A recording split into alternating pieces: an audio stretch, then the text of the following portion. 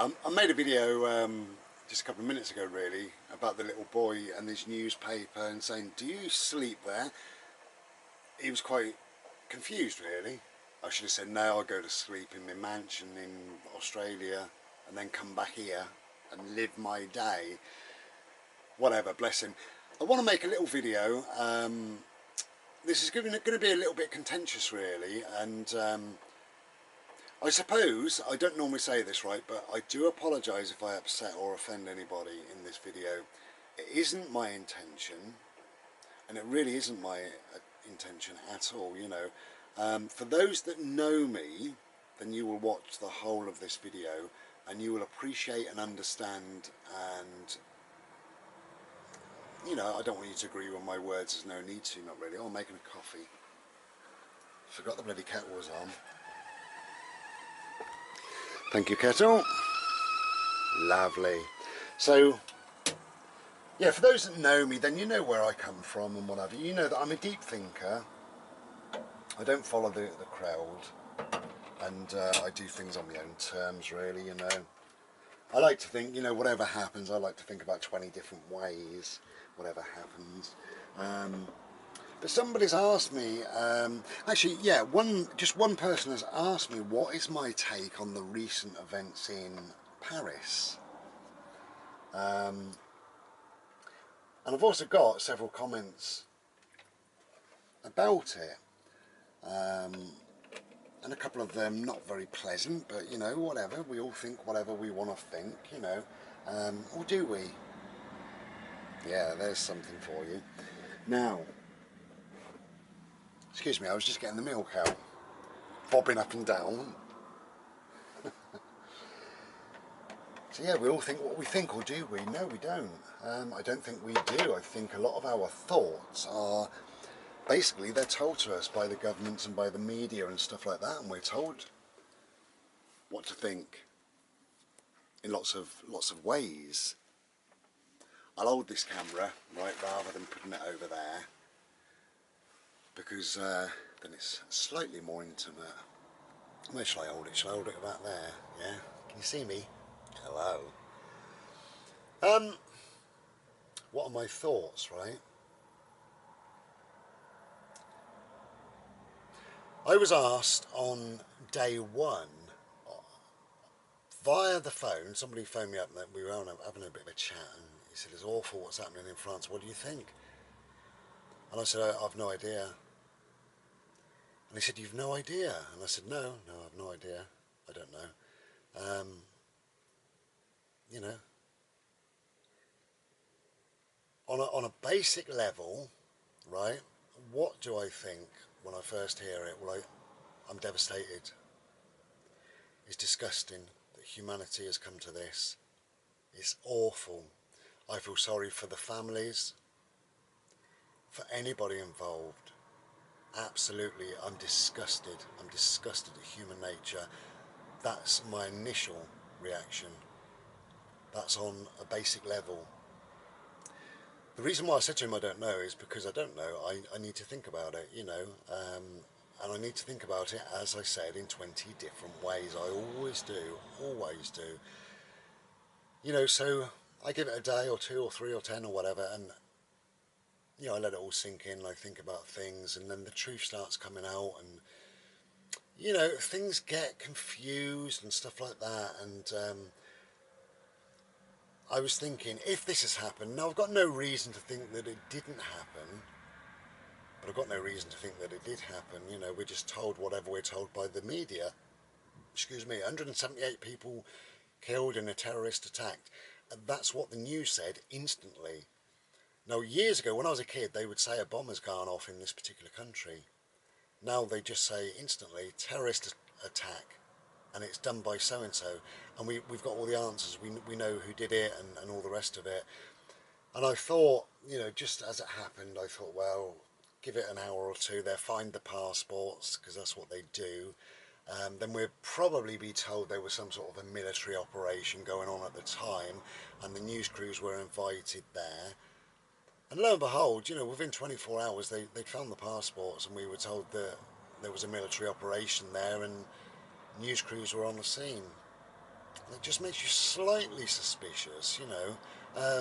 I'm not saying it did happen or it didn't happen or whatever, and I'm not really giving my thoughts and opinions what I really think about it, you know, because I still don't know.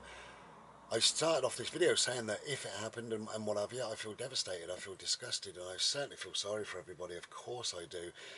But what I want to say in this video is a simple message, right? And the message is quite simple, that we don't see things as they are. We see things as we are. Now, a lot of the time we're told what to think by the government and by media, and we're very conditioned. In fact, we've become sheep. Some people have become sheep, and they just follow the herd, follow the trend, follow the crowd. I don't, but you know, a lot of people do, or they seem to do exactly that. So what people did instantly, they started changing their profile picture on Facebook, um, and with the hashtag pray for France. Now, I don't pray for anybody, because to pray just means to sit quietly and think. Well, does it do any good? I don't know really. You know, that's something that I do anyway, you know, so perhaps I do pray.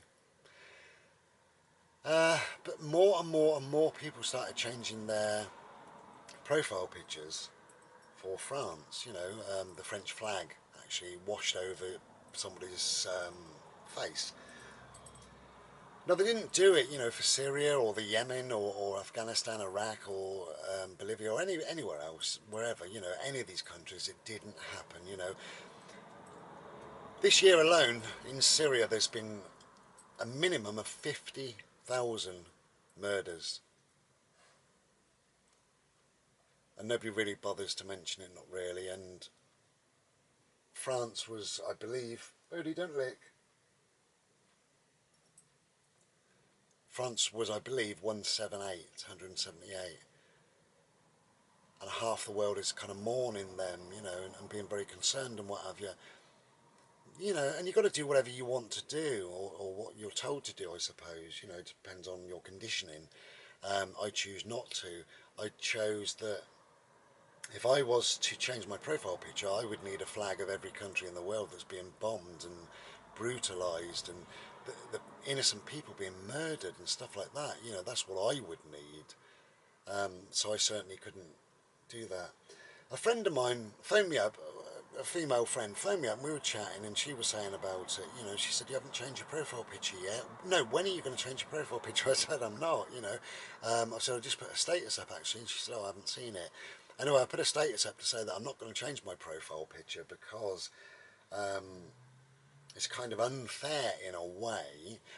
I mean, yeah, people have changed it to show their support, and that's lovely. If they've got French friends or family or whatever, then that's great. I don't know who's going to see it if they haven't, but whatever, you know.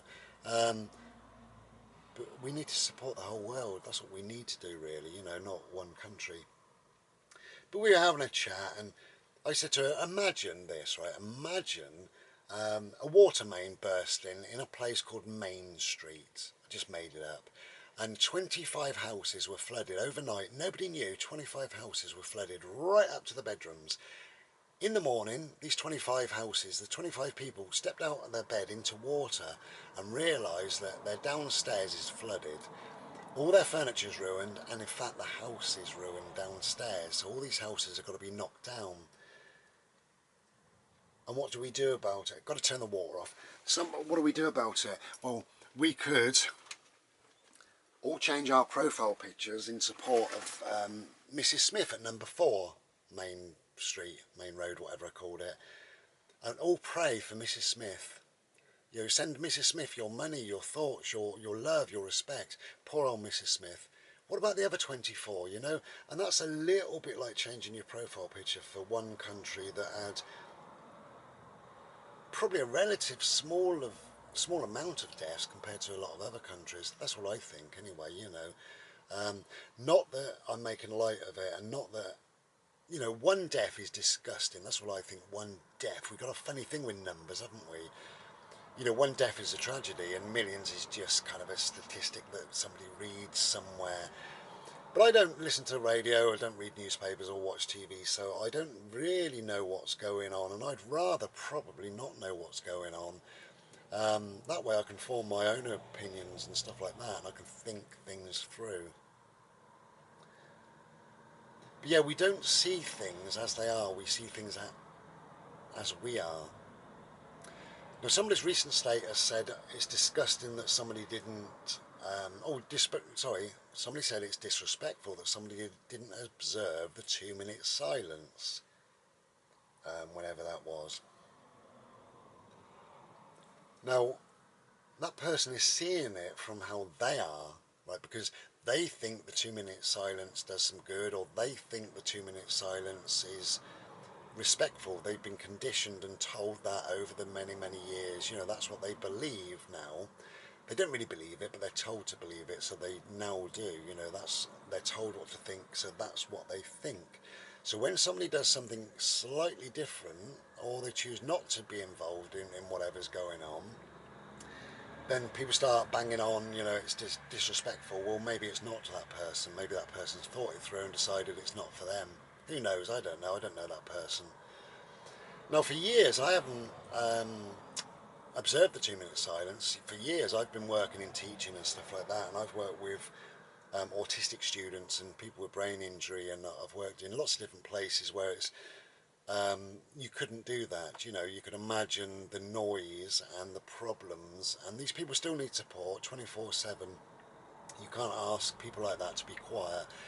And if you're supporting them, and if they're anxious, or if they're violent at the time, or if there's a real problem going on, you don't think about the 2 minute silence. It doesn't matter, you know. So does that make me disrespectful? Well, yes, in some people's eyes it will, because, you know, people are so conditioned that regardless I should be not celebrating the 2 minute silence, but doing the 2 minute silence, I suppose. And I'm not sure what the 2 minute silence is supposed to be for and what it's supposed to achieve. But if I'm disrespectful, then that's fine. You know, that's your own conditioning, your own sort of take on it, really. However, I see that most people that observe the 2 minute silence just sit in silence, think about nothing. Some roll a fag, some slurp their coffee, and some just look out the window. Some sit in just silence with their eyes shut, their head bowed, perhaps thinking of dead soldiers.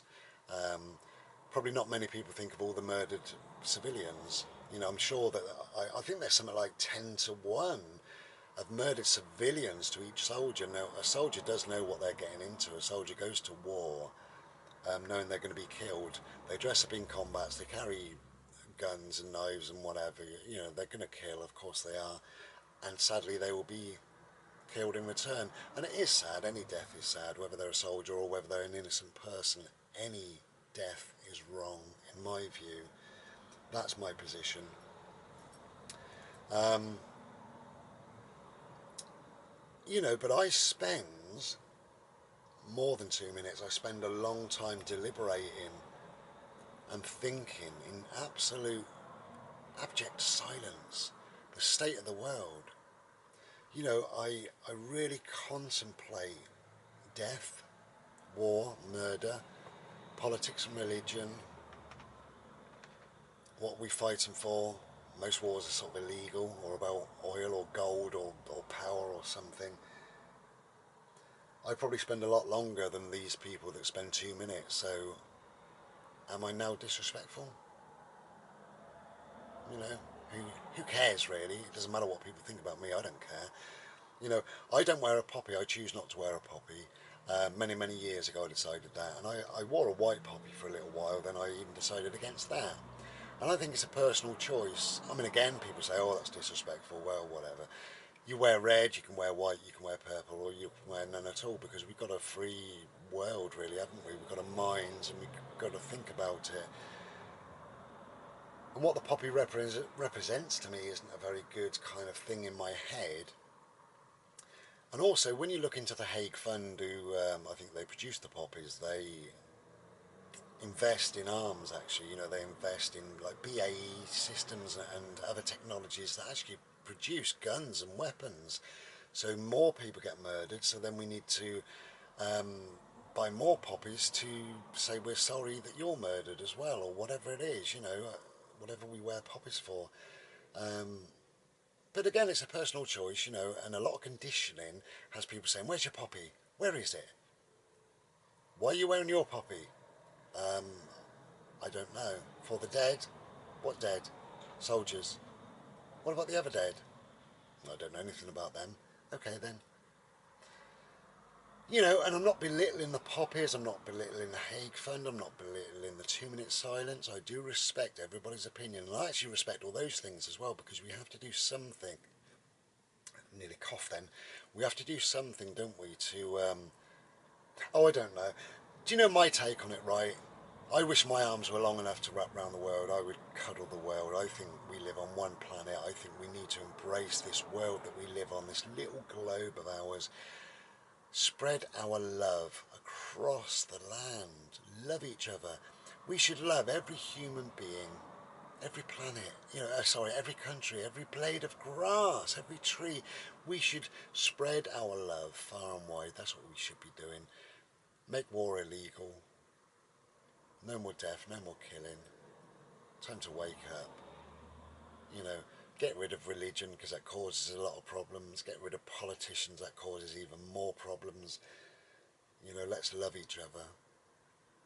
Yeah, let's really love each other. You know, it's a difficult video for me to make this without coming across as a complete arsehole, and I probably have, and the trolls will have a field day, but fuck them. You know, I'm saying what's in my mind, really. You know, I do feel very sorry for the French people, and anybody else. You know, I really, really, hand on heart, I really do. Of course I do. What sort of a person would I be if I didn't feel that, you know? But I don't think that we should all be up in arms about one country, 178 people, when there's 50,000 Syrians have died, you know, and there's been 1,000 from another country, and there's been 5,000 from another country, and there's bombings all the time. Even the night before, right, the night before this happened in France, there was a terrorist attack, and it didn't make the news in a different country.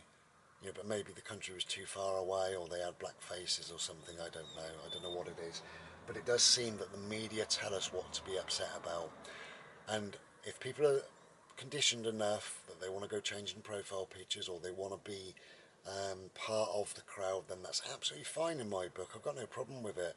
But when people point their finger at me and start thinking that I'm disrespectful, you got it so wrong. Bode, please, what's the matter now? You're being silly, darling. Anyway, take care. Get down. I'm going to drink my coffee now, because it's been a long old ramble, hasn't it, really? If I have offended anybody, then I truly am sorry. It wasn't my intention. My intention was simply just to clarify my position. What I think, what I feel. Hey, it's going to piss down my rain. Take care and be well.